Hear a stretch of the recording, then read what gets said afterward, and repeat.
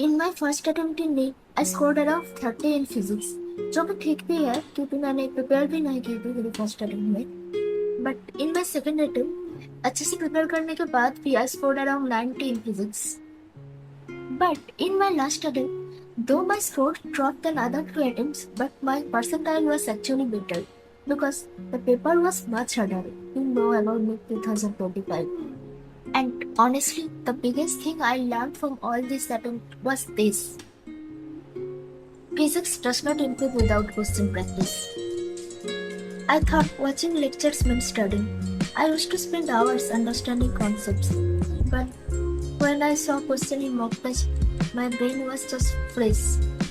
First attempt में पहले पहले तो मेरी स्कोर अच्छा आती थी, पर जैसे कि सिलेबस बढ़ते गया और टफनेस बढ़ते गया चैप्टर का, तब मेरी स्कोर फिर से अटक गई थी। और लास्ट तक जब मेरी फुल टेस्ट करने की बारी आई, मैंने अच्छी से फुल टेस्ट भी नहीं दी थी, शायद 10 से दी थी, फिर भी चिटन लग गई थी कि स्कोर पर मैंने की।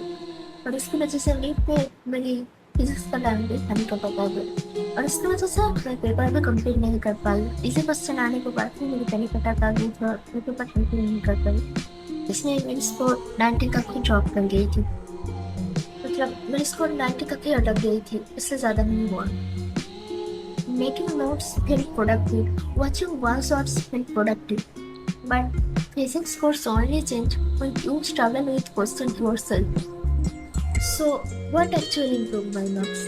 Number one, मैं डेली क्वेश्चन प्रैक्टिस करनी शुरू की। जो सर क्लास में कराता था, मैं उसको फिर से दोबारा प्रैक्टिस करती थी क्लास 1 के बाद। और इसके अलावा भी मैंने न्यूज़पेपर का सब्सक्रिप्शन लिया था, उससे भी मैं चैप्टर वाइज क्वेश्चन प्रैक्टिस करती थी।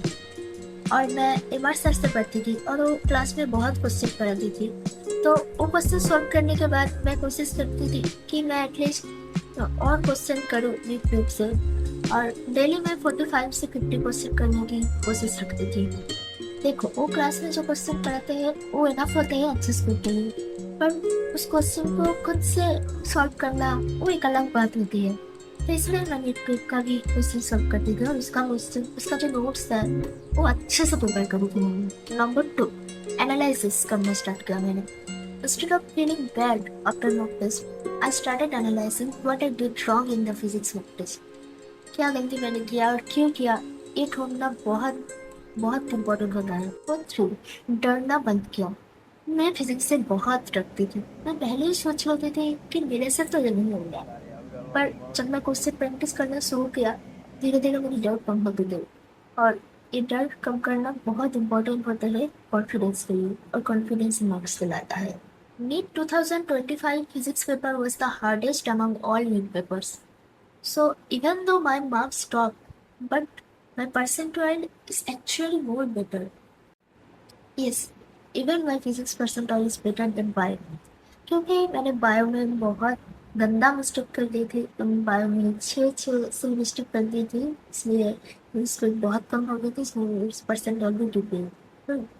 बट मैंने फिजिक्स में ज़्यादा अटेम्प्ट नहीं किया था।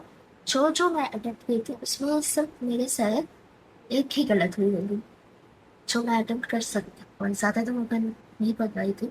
एंड जो एक मेरी गलत हुई थी वो भी सिर्फ सिली मिस्टेक की वजह से गलत हुई थी।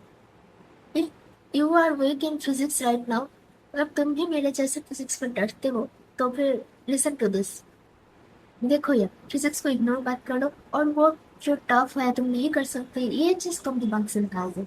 और उसके बाद जो सर क्लास में करा रही हो ना, नोट्स करा रही है, उस नोट्स को अच्छे से प्रैक्टिस कर लो। उस नोट्स को करने के बाद तुम्हारे पास जो मॉड्यूल्स है या फिर जो भी है उससे क्वेश्चन प्रैक्टिस कर लो।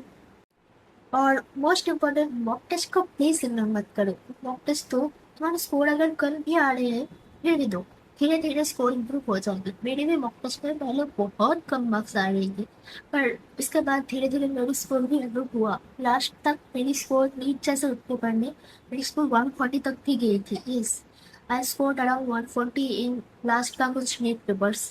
तो अगर तुम ऐसे ही कोशिश करते रहोगे तो तुम भी अपना स्कोर 140 तक ले जा सकते हो नीट में। और सबसे इम्पोर्टेंट बात, अगर मैं कर सकती हूँ तो तुम क्यों नहीं? तो मैं भी एक मेरे स्टूडेंट ही थी और अभी भी हूँ, और मुझे ये बहुत अच्छे से पता है कि एक एवरेज स्टूडेंट का कितना प्रॉब्लम होता है ये सब चीज़ों में। I understand this very well.